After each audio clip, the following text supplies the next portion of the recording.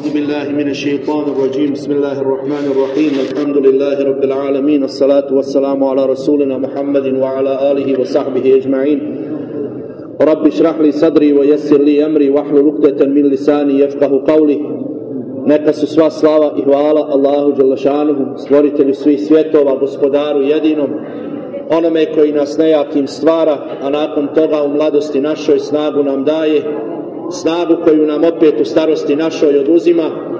Ne bismo li na svom vlastitom životnom primjeru shvatili i razumjeli kako sve na nebesima i na zemlji jednom mora proći i kako će na kraju ostati samo on, Allah, gospodar vječni i plemeniti.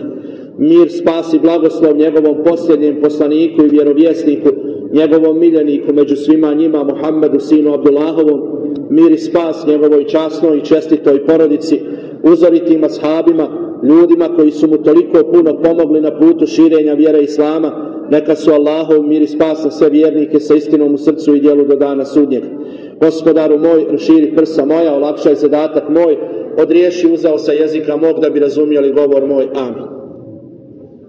Poštovana braćo, cijenjene majke i sestre, slavljen neka je Allah koji nas je sakupio evo večeras nakon 2 ili 3 sedmice pauze da se ponovo družimo sa sirom Resulullaha sallallahu alejhi ve sellem.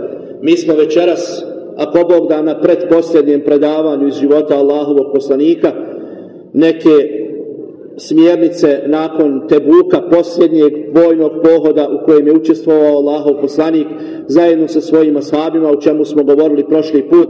Večeras se dotači oprostog hadža i posljednja lekcija bit će, ako Bog da, bolest i smrt Allahovog poslanika sallallahu alejhi ve sellem, čime ćemo, ako Bog da, do mjeseca Ramazana šerifa zaokružiti dakle ovaj ciklus govora o Resulullahu alejhi selam koji je trajao otprilike dakle godinu dana.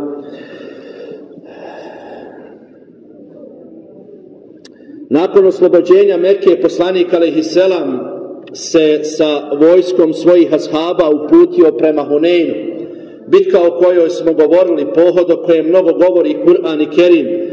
Onaj pohod nakon oslobođenja Mekke, kada je veliki broj novih ljudi, tako da kažem, prihvatio islam, kada je poslanik alejhiselam okupio najveću vojsku do tada koju su muslimani vidjeli, 12.000 vojnika, kada je sa njima krenuo prema Huneinu i da jednom zauvijek na onom srednjem dijelu arabijskog poluotoka, tako da kažem Hidžazu, završi sa ostacima onih plemena, a najviše tu mislim na pleme Sekif, dakle veliko pleme u Taifu, ono pleme kojima je Allahov poslanik alejhiselam, ako ste pratili od početka, lahko je to povezivati.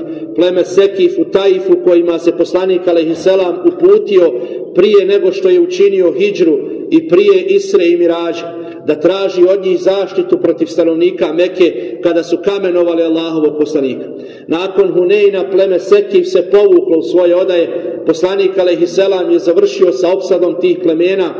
Neki od njih su tada prihvatili islam, većina njih nisu. Urve ibn Mesud radijallahu anhu, koji je bio jedan od vođa tog naroda, kada se poslanik alejhiselam vraćao sa Huneina, prije nego se vratio do Medine, sustigao je Allahovog poslanika, tražio od njega smjernice, prihvatio islam, povjerovao u njegovo poslanstvo, tražio od njega smjernice kako i na koji način da se obrati svome narodu iz plemena Sekif, da ih dakle na neki način ubijedi i nagovori da prihvate islam i kažu la ilaha illallah Muhammedu Rasulullah. Nakon što se vratio svome narodu, počeo im govoriti o islamu, oni su na njega bacali strelice, odapinjali strijele i ubili su Urveta ibn Mes'uda radijallahu anhu. Poginuo je na tom putu pozivanja svoga naroda da prihvati islam.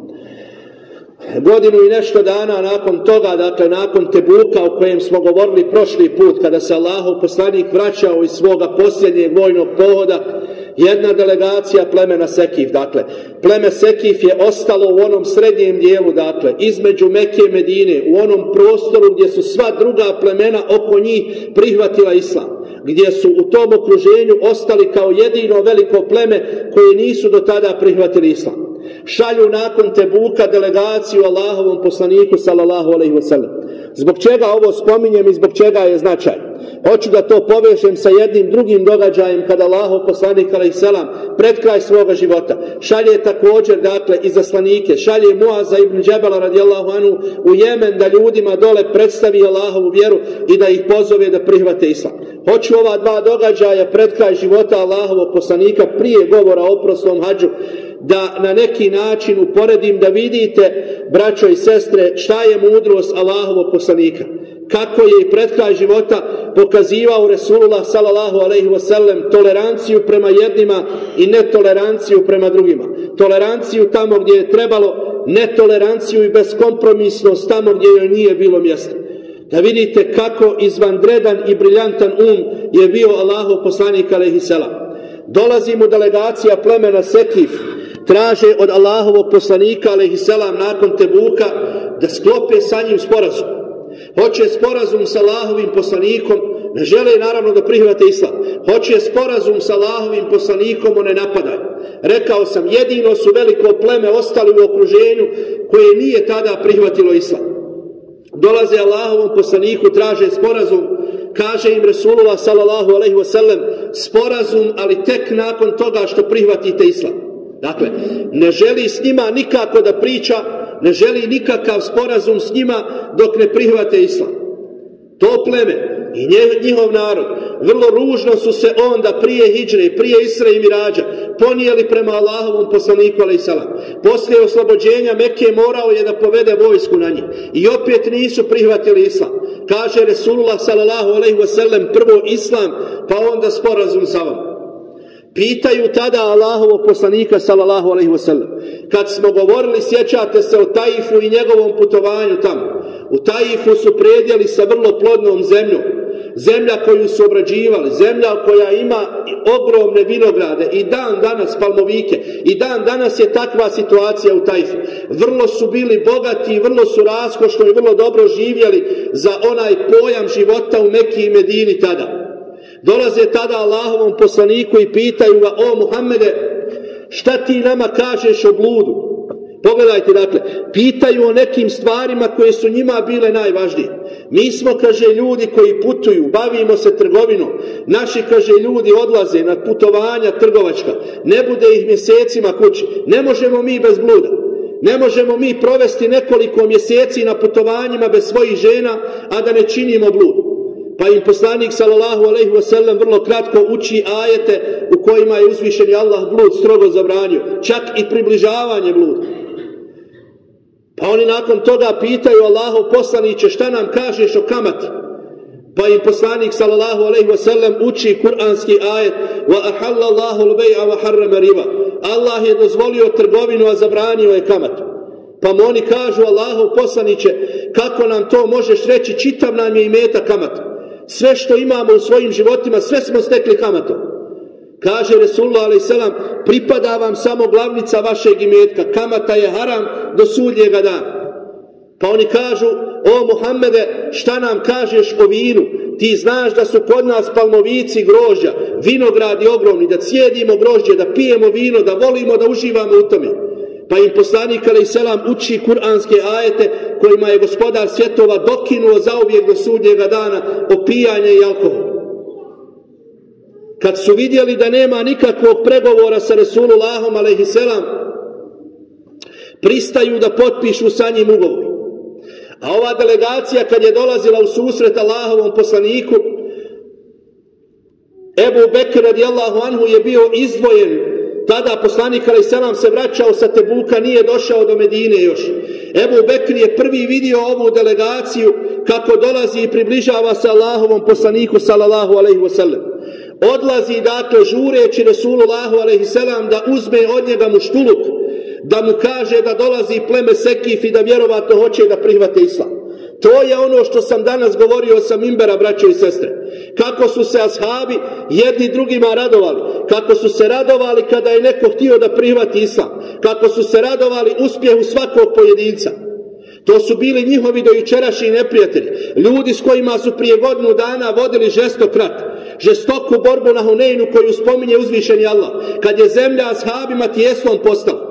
Samo godinu dana nakon toga, kad ih Ebu Bekr radijallahu anhu vidi da dolaze Allahovom poslaniku, trči mu u susret da uzme mu štuluk, da dolazi pleme Sekif da prihvate islam.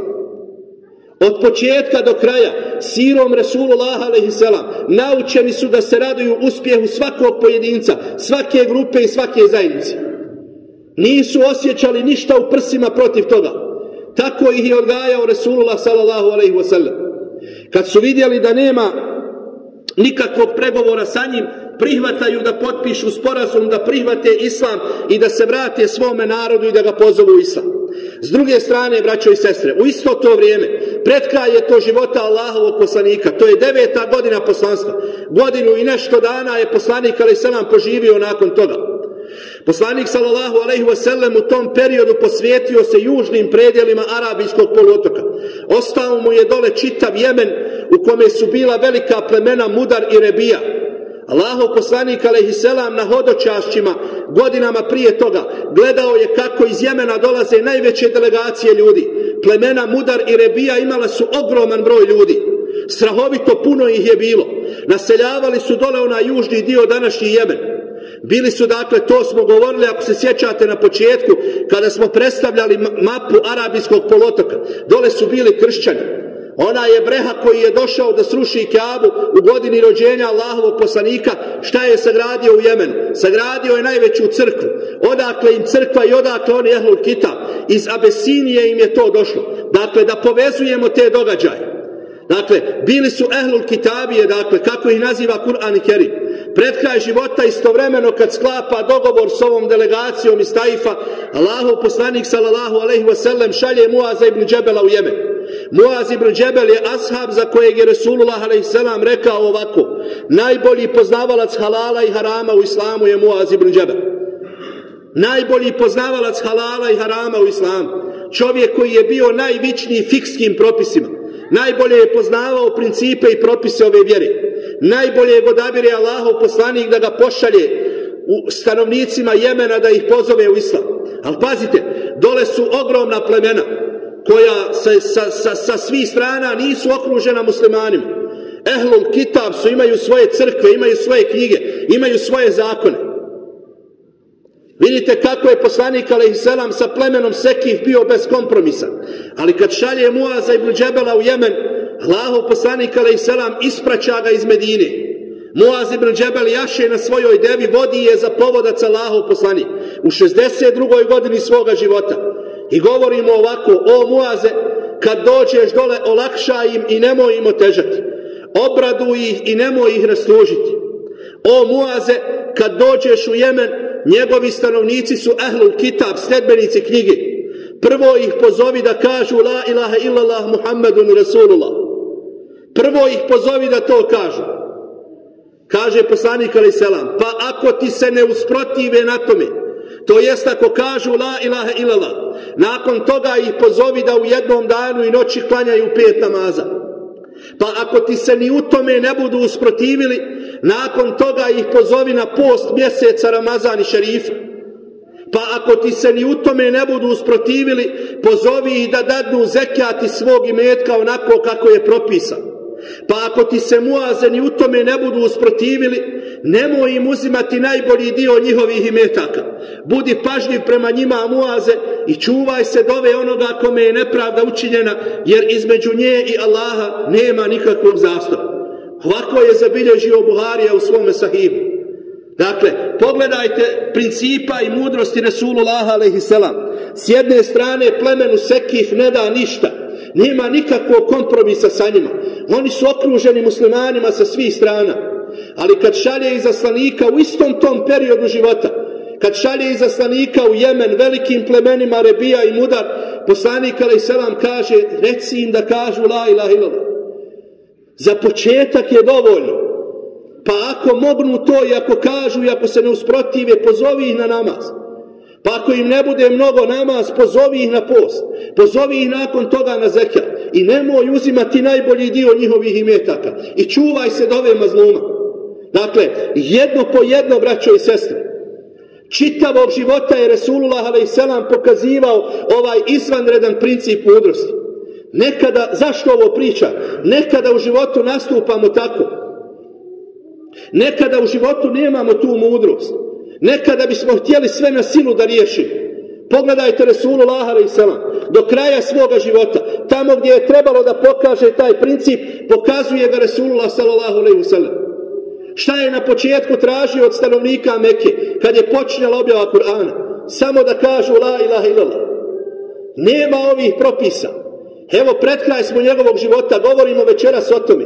Tek 10. godine poslanstva, dakle pred kraj njegovog života, u 62. godini uzvišeni Allah mu kaže وَلِلَّهِ عَلَى النَّاسِ حِجُّ الْبَيْتِ مَنِ اسْتَطَاعَ إِلَيْهِ سَبِيلًا. I Allaha radi Kaabu hodočastite svako od vas koji je u mogućnosti da do nje dođe. Pred kraj njegovog života mu to naređuje gospodar svjetova. Jer je prije toga bilo mnogo prečih stvari. Možda nekad od ljudi očekujemo puno. Resulullah a.s. je to znao procijeniti kad i koliko treba. Proučavajući njegovu siru, učimo se tom principu u svojim životima. I zbog toga sam spomenuo ova dva slučaja. Jednima od kojih ne treba više ništa očekivati i koji moraju to prihvatiti, Allahov poslanik ne pravi kompromis. Od onih drugih koji su brojni, koji nisu na granici sa njim, koji su daleko, koji imaju svaku političku, vojnu i ekonomsku silu iza sebe. Poslanik a.s. traži polako, la ilaha illallah, pa postepeno koliko im ne bude mnogo. I uspio je u tome Muaz ibn Džebel radijallahu anhu. I kaže mu Resulullah a.s. o Muaze, oporučujem ti to. I možda me više nećeš zateći živog u Medini kad se budeš vraćao. Tako je i bilo. Muaz ibn Džebel je otišao, ispunio je zadatak koji je od njega tražio Resulullah a.s. Kad se vratio iz Jemena, prvo je otišao u Medinu da posjeti kabur Allahovog poslanika a.s. Nije ga više nakon toga susreo. Posljednje što je čuo od njega je da olakšava i da ne otežava narodu, da obraduje i obveseljuje i da ne rastužuje ljude. Posljednje što je čuo od Resulullaha sallallahu alejhi ve sellem. U ovom periodu 9. godine poslanstva, prije nego što se vratim oprosnom hađu, još jedan događaj je vrlo zanimljiv. Ovo je godina preseljenja vođe munafika u Medini, Abdullaha ibn Ubeja ibn Selula. Čovjeka o kojem smo toliko mnogo govorili. Čovjeka koji je od prvih dana, podsjećam vas još jednom, a govorio sam o tome, ko je bio Abdullah ibn Ubej ibn Selul? Dakle, plemena Medinska, Eus i Hazređ, koja su ratovala 100 godina i više od toga. Stalno su jedni drugima prolijevali krv. Započinjali su ratove za razne besmislice. Govorio sam o tome. Nekad nečiji konj u trci pobjedi konja iz drugog plemena, oni povedu rat jedni protiv drugih. Prolijevaju krv. Ništa jedni drugima nisu opraštali. Stoljeća su iza njih bila ratovanja. U godini kada je trebao Resulullah a.s. da učini hidžru, Abdullah ibn Ubej ibn Selul je bio uspio da dogovori primirje nakon 100 i više godina ratovanja među tim plemenima. Zato što je bio dogovorio primirje među njima, htjeli su u toj godini da ga proglase svojim kraljem u Medini. Te planove o njegovom krunisanju za kralja Medine pokvarila je hidžra Allahovog poslanika a.s. Bila je prva i druga prisega na Akabi. U tom periodu Resulullah a.s. sa 300 muhađira dolazi u Medinu. Naravno, muslimani ga prihvataju, ne bi ništa od krunidbe za kralja vođe munafika Abdullaha ibn Ubeja ibn Selul. Nikad to Allahovom poslaniku do posljednjeg daha svog života nije halalio. Spominjao sam i njegovog sina Abdullaha, koji je prihvatio islam i bio čestit musliman. Ali njegov otac, Abdullah ibn Ubej ibn Selul, nikada do posljednjeg daha nije to oprostio Allahovom poslaniku. Bio je vođa munafika Medine. Sve je učinio u borbi protiv Allahovog poslanika. Najviše problema mu je zadao u Medini. Nikada od njega Allahov poslanik nije bio rahat. Na Uhudu, pred dolazak vojske, kada je bilo biti ili ne biti, pred samu borbu i pred dolazak na Uhud, 300 boraca odvraća od Allahovog poslanika i vraća ih nazad u Medinu. Nakon pohoda na Benu Mustalik, zaklinje se Allahom da kad se vrate u Medinu, jači iz Medine istjeraće slabije. Govorio sam o svemu tome. Podsjećam samo još jednom na njega. Zašto? 9. godina poslanstva je godina smrti ovog munafika, odnosno vođe munafika. Nakon njegovog preseljenja dolazi njegov sin Abdullah, Allahovom poslaniku, koji je bio čestit musliman. Čestit do te mjere nakon pohoda na Benu Mustalik, kad je njegov otac Abdullah ibn Ubej ibn Selul zakleo se da će jači iz Medine istjerati slabijeg, kad je zaprijetio poslaniku i muhađirima da će im morat napustiti njegovu Medinu, njegov sin Abdullah tada dolazi Allahovom poslaniku i kaže: Allahov poslaniće, dozvoli mi da ubijem tog munafika. Dakle, do te mjere je bio čestit musliman. Dolazi Allahovom poslaniku i traži dozvolu da ubije svoga oca. Nije mu to naravno Allahov poslanik dozvolio. Nije on proljevao krv ljudi bez potrebe. Niko nije mogao osaboriti, oprostiti i halaliti ono što je mogao Resulullah sallallahu alejhi ve sellem. Dolazi nakon smrti svoga oca Allahovom poslaniku i kaže mu ovako: ja Resulullah, Allahov poslaniće, molim te da klanjaš dženazu mome ocu i molim te da mi dadneš svoju košulju, svoj ogrtač, da ga pokrijemo sa njim i da ga tako ukopamo. Pazite, vođa munafika, onaj koji je napravio sve probleme Allahovom poslaniku. Poslanik sallallahu alejhi ve sellem pristaje na to, pristaje da mu klanja dženazu. Kad je krenuo da mu klanja dženazu, susretne ga Omer radijallahu anhu i pita: kud ćeš Allahov poslaniće? Kaže: odo da klanjam, umro je Abdullah ibn Ubej ibn Selul, odo da mu klanjam dženazu. Kaže mu Omer radijallahu anhu: Allahov poslaniće, zar ćeš klanjati dženazu vođi munafika? Zar ćeš klanjati dženazu onome za koga ti je Allah zabranio da mu klanjaš dženazu? Kaže poslanik sallallahu alejhi ve sellem: nije mi moj gospodar zabranio, ostavio mi je pravo izbora da klanjam ili da ne klanjam. I proučio mu kuranski ajete: staizu billah, astagfir lahum au la tastagfir lahum, in tastagfir lahum 70 marratan falan yakfir Allahu lahum. Možeš moliti za oprost za njih. Možeš i da ne moliš za oprost za njih, poslaniće. Kad bi ti 70 puta od Allaha zatražio oprost za njih, Allah im neće nikad oprostiti. Dakle, to je kuranski ajet u kome je ostavljen izbor Allahovom poslaniku. Možeš tražiti oprosta, to je sklanjati im dženazu, a možeš i da to ne uradiš. Ali kad bi im 70 puta klanjao dženazu, Allah im neće oprostiti ono što su uradili. Nečija dženaza, mene neki dan neko pita: šta kaže ako se muslimanu ne klanja dženaza? Šta ako se ukopa, nije ogasulje, nije u čefinima i tako dalje? Ne utiče to više na ono što će on dobiti kod gospodara svjetova. Sa posljednjim dahom prestaju naša djela. Evo najboljeg primjera. Vođi munafika Resulullah alejhi selam klanja dženazu. Dao je svoj ogrtač da ga u njemu ukopaju. Sve je mu bare kod Resulullah alejhi selam. Pa i taj ogrtač kojeg je nosio, ogrnut je ogrtačem Allahovog poslanika i tako spušten u kabur. Allah dželešanuhu mu nije oprostio. I nakon njegove dženaze nije mu više ostavio izbor, nego mu objavljuje kuranski ajet i kaže: وَلَا تُسَلِّ عَلَى أَحَدٍ مِنْهُمْ مَاتَ أَبَدًا. Nikad više nikome od njih nemoj da klanja dženazu. I nije nakon njega više ni jednom munafiku klanjao dženazu. Napravio je, Allah ga je obavijestio preko meleka Džibrila ko su munafici u Medini. Zapisao je njihova imena. Pozvao je Huzeifu ibn Jemana, čuvar tajne Allahovog poslanika. Zbog toga su ga zvali čuvar tajne Allahovog poslanika.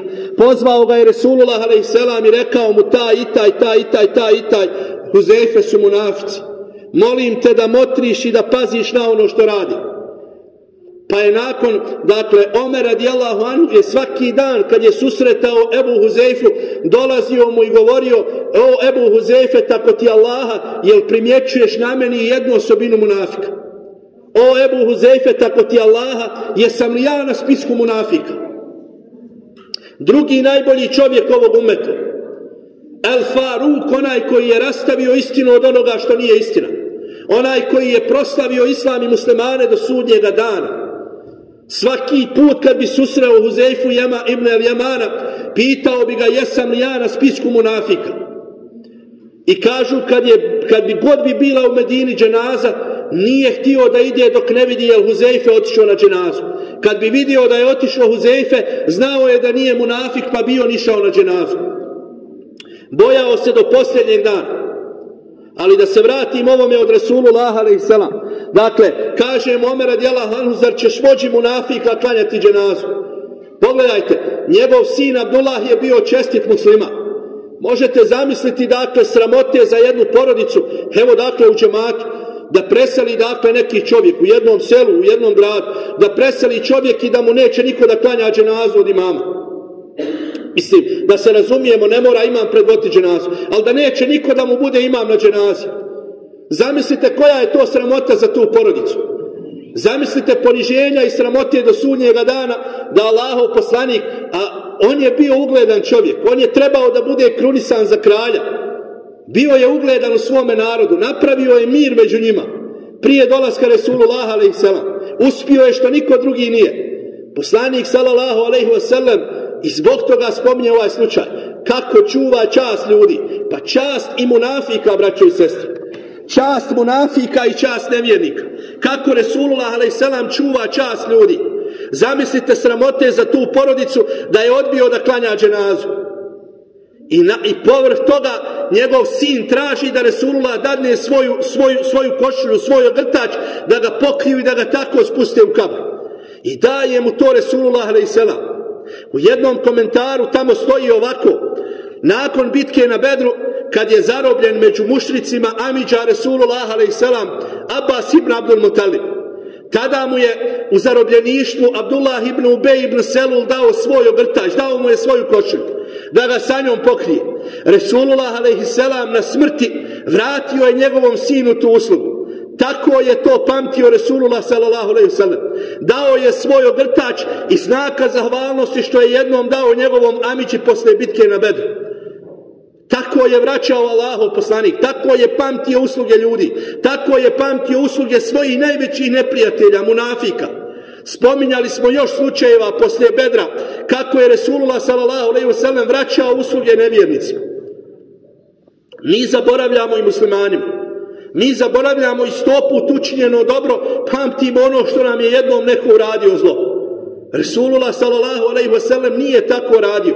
Nije to sira Resulullah alejhi selam. Da tako činimo u svojim životima. U ovoj 9. godini poslanstva hoću da spomenem i ovaj slučaj. Uzvišeni Allah objavljuje svome poslaniku kuranski ajet u kojem stoji ovako: o vjerovjesniče, reci ženama svojim, ako želite život na ovom svijetu i njegov sjaj, onda se odlučite. Daću vam pristojnu otpremninu i lijepo ću vas otpustiti. A ako želite Allaha i poslanika njegova i onaj svijet, pa Allah je doista među vama one koje čine dobra djela pripremio za njih nagradu veliku.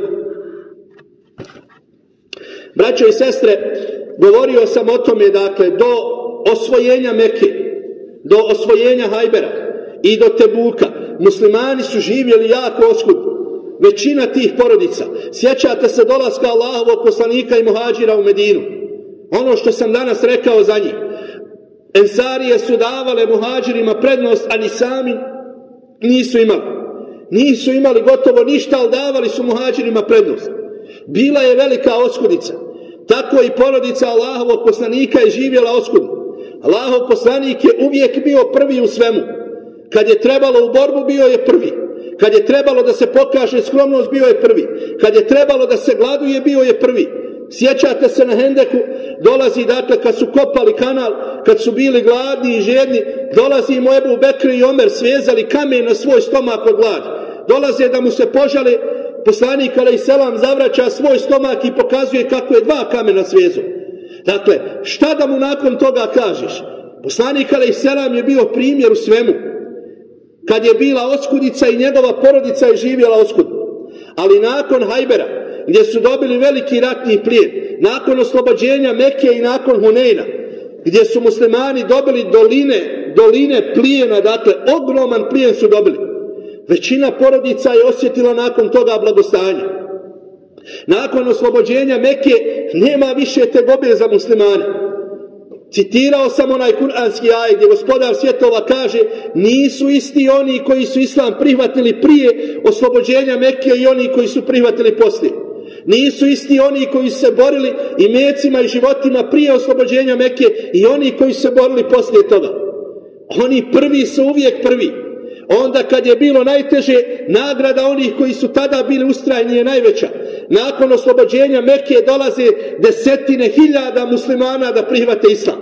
Njihova nagrada nikada neće biti kao nagrada onih koji su to radili prije oslobođenja Mekke. Većina porodica tada osjeća blagostanje. dosta je bogatstva došlo muslimanima, ogroman ratni plijen.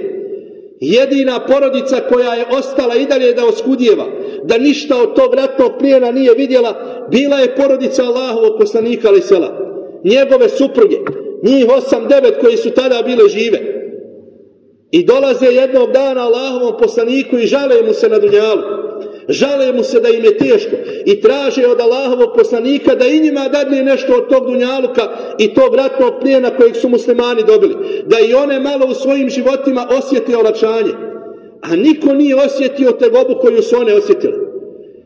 Kako kaže Aisha radijallahu anha, po 2-3 mjeseca su znala proći da ne naložim vatru i da skuham neko jelo. Enes ibn Malik radijallahu anhu, koji ga je služio 10 godina, kaže, ne znam da je ikada u životu se Resulullah alejhi selam najeo vruće kruha. Ne znam da se ikad u životu toga najeo. Nikad ga za 10 godina služenja nije vidio da se najeo vruće hljeba. Dakle, niko nije oskudjevao kao porodica Allahovog poslanika. Ovo govorim zbog ovog kuranskog ajeta koji je prekorio majke vjernika. I kaže gospodar svjetova, poslaniće, reci im ovako: ako hoćete dunjaluk, prvo ćete se razvesti od Allahovog poslanika, pa će vam Allah otvoriti riznice dunjaluka. A ako hoćete Allaha, njegovog poslanika i budući svijet, strpite se na tome, Allah je onima koji tako rade pripremio eđren azima, veliku nagradu. Nakon što su mu to rekle i zatražile od njega da im dadne dunjaluka, da im dadne ratnog plijena, da i one osjete malo olakšanja u svome životu. I one su bile samo ljudi. Znaš, nek su one bile majke vjernika, nek su one bile supruge Resulullah alejhi selam. Teško je gledati da čitavog života oskudjevaš kad su i drugi oskudjevali u redu, ali kad su drugi počeli dobijati ratni plijen i kad su počeli u blagostanju da uživaju, teško je gledati da ti i dalje nemaš ništa. Poslaniku sallallahu alejhi ve sellem je to teško palo. Razdvojio se od svojih supruga mjesec dana u postelji. Mjesec dana je sam spavao u jednoj sobi na spratu, nije želio da se susreće sa njima i nije želio da se miješa sa njima u postelji. Kaže Ebu Bekr, jednog dana dolazim pred njegovu kuću, htio je kod svoje Aiše, a vidim, kaže, napolju gomilu ljudi, niko nema, traže nešto od Allahovog poslanika da ga pitaju. Nikome, kaže, ne dozvoljava da uđe. Pa sam ja, kaže, zatražio dozvolu, pa su mi rekli da uđe. Došao je, kaže, i Omer, pa su i njemu dozvolili da uđe. Ušli smo, kaže, Allahov poslanik je sjedio na zemlji, podavio je, kaže, svoje noge, a pred njim su, kaže, sjedile sve njegove supruge. Među njima je Aisha, kćerka Ebu Bekra, među njima je Hafsa, kćerka Omera radijallahu anhu. Kaže poslanik sallallahu alejhi ve sellem, šuti i ne progovara. Supruge, kaže, šute i ne progovaraju ništa. Kaže Omer radijallahu anhu, kaže, odlučio sam tada da se našalim, da ga nasmijem i malo ga odobrovoljim, pa mu kažem, zamisli, kaže, nije ni znao to. Zamisli, kaže, da, kaže, moja supruga traži od mene, kaže, nešto od dunjaluka, ja joj to, kaže, ne bi dao. I kaže mu Allahov poslanik alejhi selam, nasmio se tada i kaže, Omere, ove, kaže, moje supruge hoće da im dadnem dunjaluk,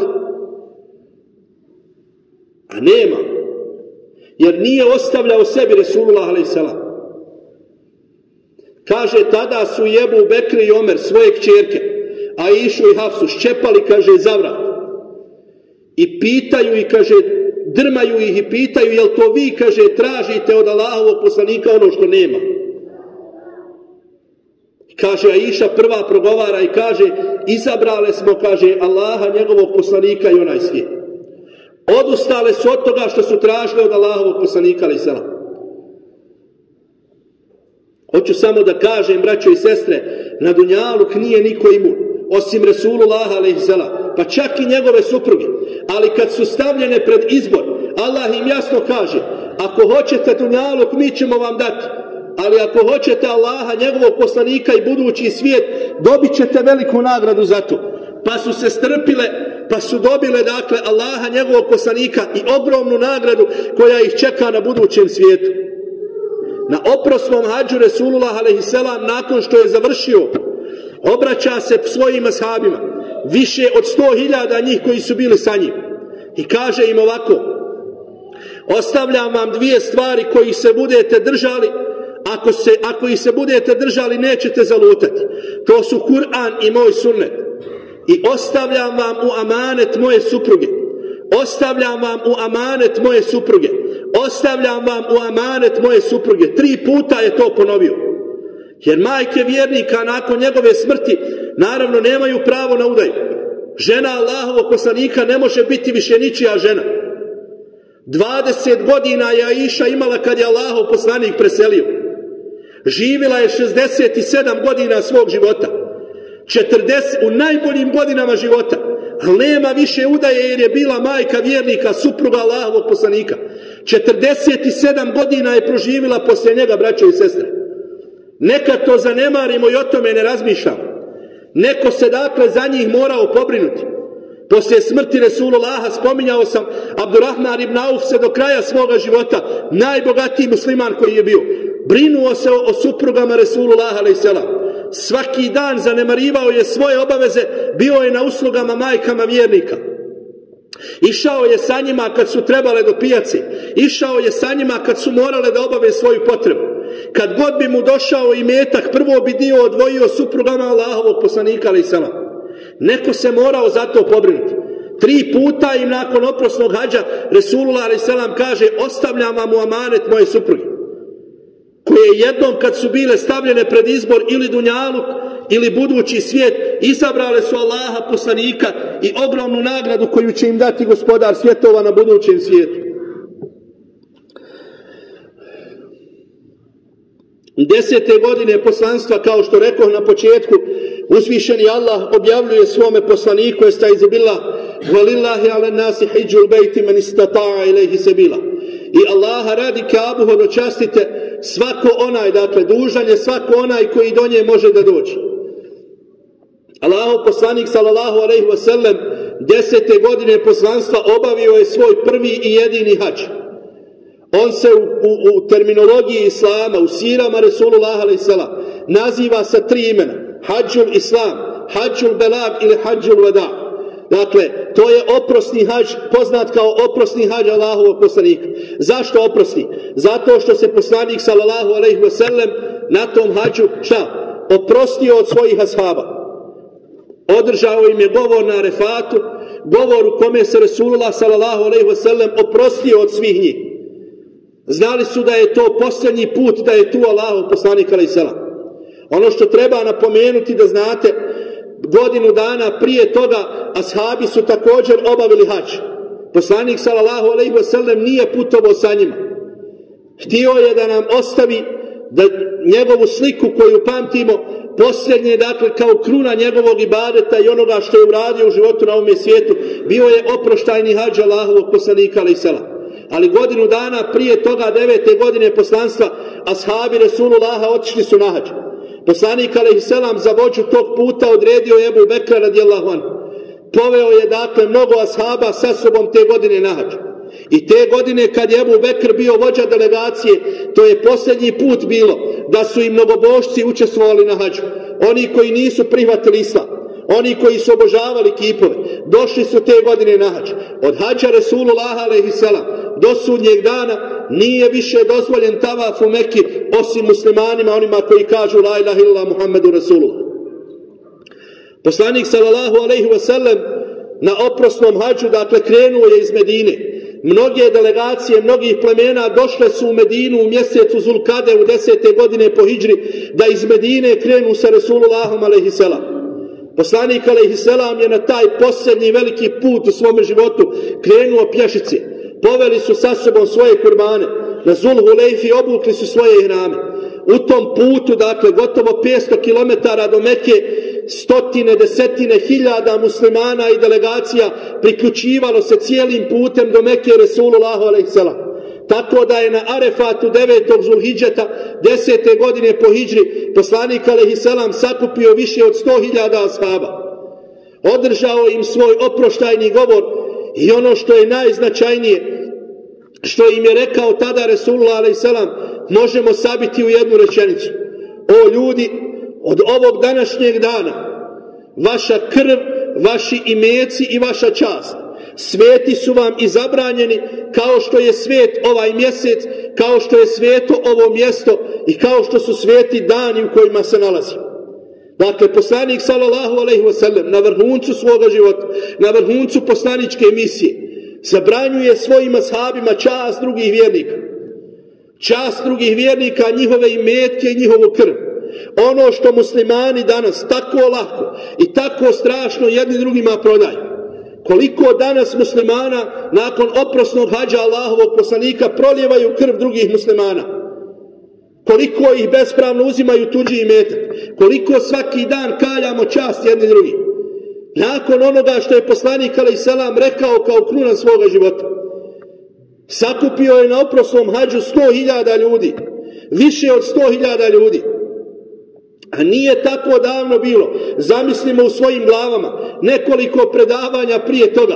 Govorili smo o početcima Resulullaha alejselam. Za 23 godine pogledajte šta je uradio i kako je pokazao plodove njegovog rada gospodar svjetova. Nije to tako davno bilo, prije 23 godine od ovog događaja, kad je Resulullah alejselam u svojoj kući sa svojom Hatidžom i Alijom koji je imao 10 godina klanjao svoj prvi namaz. I radio je to tako. Nije to tako davno bilo kad je sa nekoliko njih u Erkamovoj kući klanjao svoj namaz kriomice. Koliko je bilo padova u životu Allahovog poslanika. Koliko je u ove 23 godine bilo problema. Koliko je bilo nedaća. Koliko je voljenih ljudi iza sebe ostavio Allahov poslanik.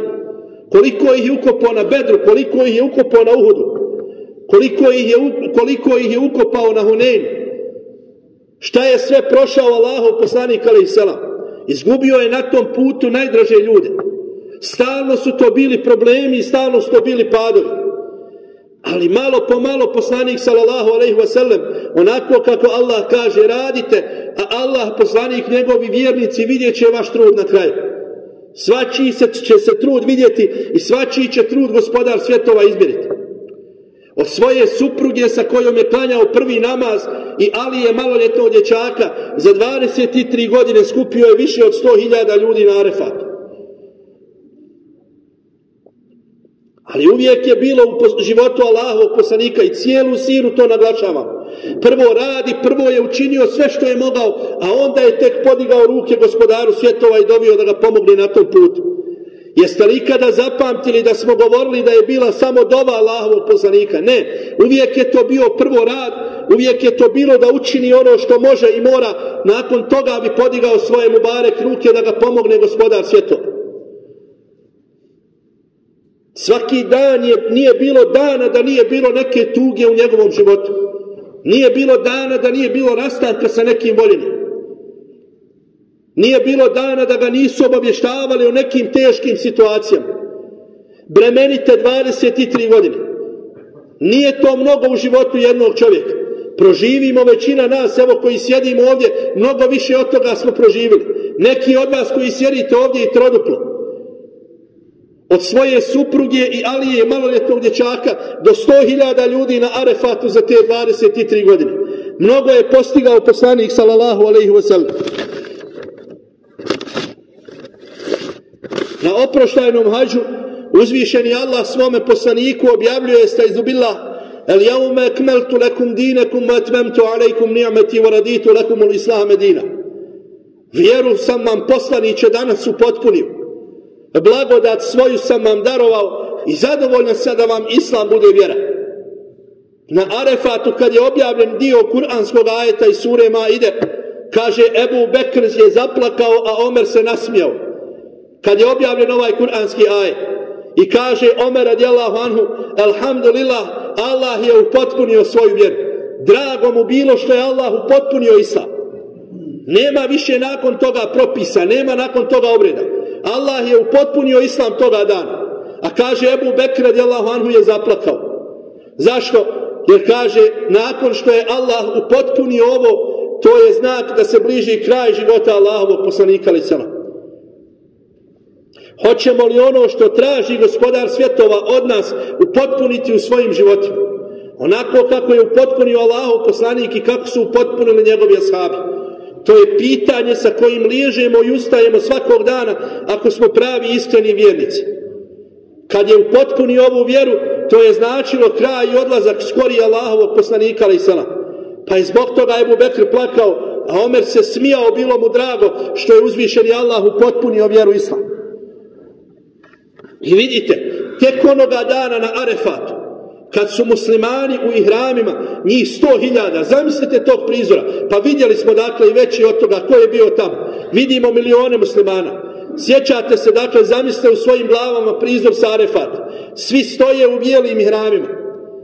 Tek toga dana, kad su stali jedan sa drugim u ihramima, svi jednaki, i onaj najbogatiji arapski plemić i onaj koji je do jučer bio sluga, stoje u istim ihramima. Onaj koji je bio najbogatiji sa beskućnikom toga dana dijeli svoj obrok. Mjesto gdje su odmarali i stanovali. Kad su stali potpuno jednaki jedni prema drugima, Allah kaže, upotpunio sam vam danas vjeru. I zadovoljan sam da vam islam. Koji islam? Taj takav gdje su svi toga dana jednaki na tom prizoru. U ihramima, gdje se niko ne ističe jedni od drugih. Gdje izgledaju kao prava braća. Kaže Allah, zadovoljan sam da vam takav islam bude vjera. I upotpunio ju je tada, pa se Omer radijallahu anhu nasmijao, drago mu što je Allah upotpunio svoju vjeru. A rastužio se Ebu Bekr jer je znao da je to skori odlazak Allahovog poslanika sallallahu alejhi ve sellem. Nakon povratka u Medinu sa oprosnog hadža, dakle ne govorim o obredima koje je obavio poslanik alejhi selam, to je tema kojom se uvijek bavimo pred hadž i kad se hadžijama drže seminari, mnogo puta sam o tome govorio. Nakon povratka u Medinu, poslanik sallallahu alejhi ve sellem kaže svojim ashabima: zaista mi je, kaže, Allah pokazao narode. Vidio sam, kaže, narode, Allah mi pokazao.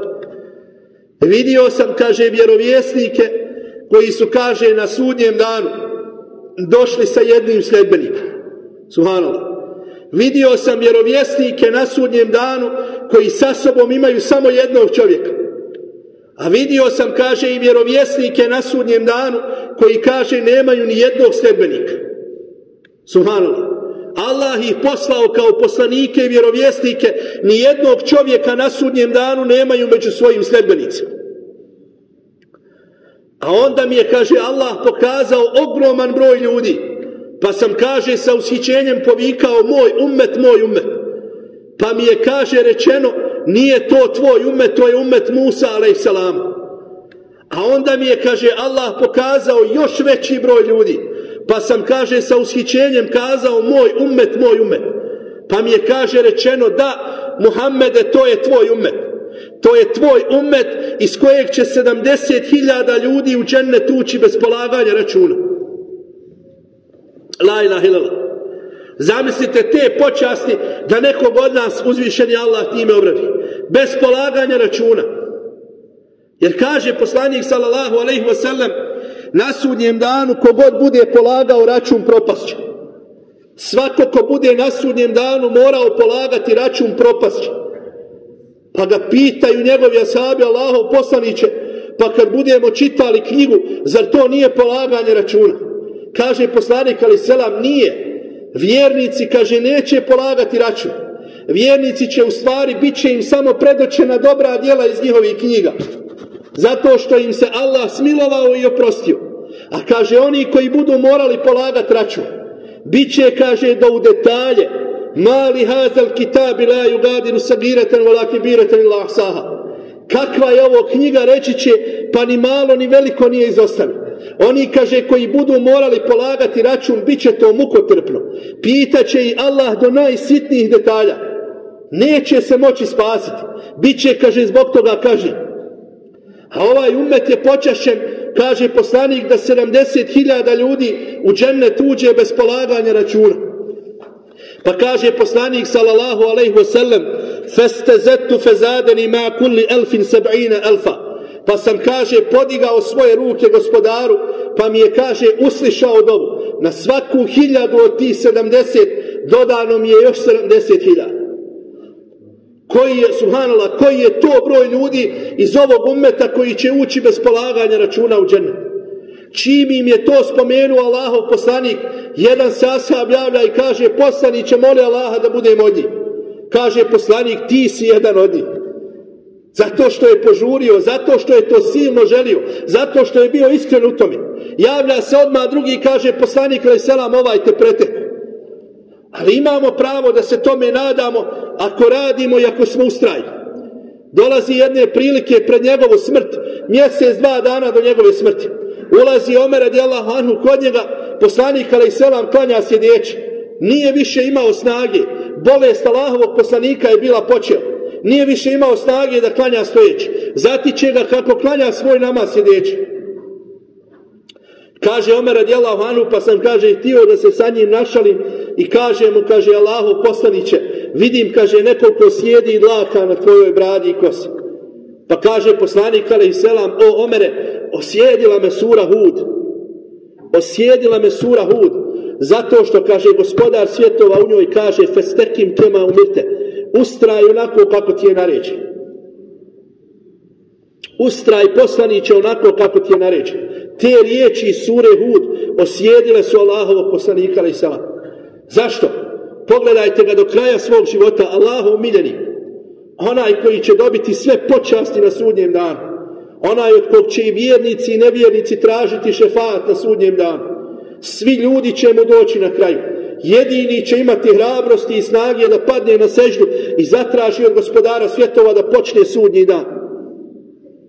Nevjernici će doći i dobit će njegov šefaat, jer niko na sudnjem danu od tog čekanja neće više moći izdržati. Dolazit će Allahovom poslaniku i moliti ga da zamoli Allaha samo da počne sudnji dan.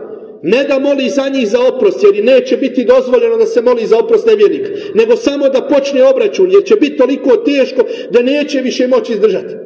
Allahov poslanik alejhi selam kaže, osjedile me sura Hud, festekin kema umirte, ustraj onako kako ti je naređeno. I naša je vrijednost kod gospodara svjetova onolika koliko smo ustrajni. To je osjedilo Allahovog poslanika, to je najteže, da čovjek bude ustrajan. Kad su pitali Aišu radijallahu anha da opiše njegov život, ona je kazala da je ustrajavao u svome životu. Da je svaki dan radio, malo koliko god, ali da svaki dan radimo u svome životu. Naša je vrijednost kod gospodara svjetova onoliko koliko budemo ustrajni za Allaha i njegovog poslanika, za vjeru islam. A molim Allaha dželešanuhu da budemo od ustrajnih i da budemo i s pravom se nadamo od onih koji će bez polaganja računa ući u džennet. Amin ja rabbel alemin. Selamu alejkum.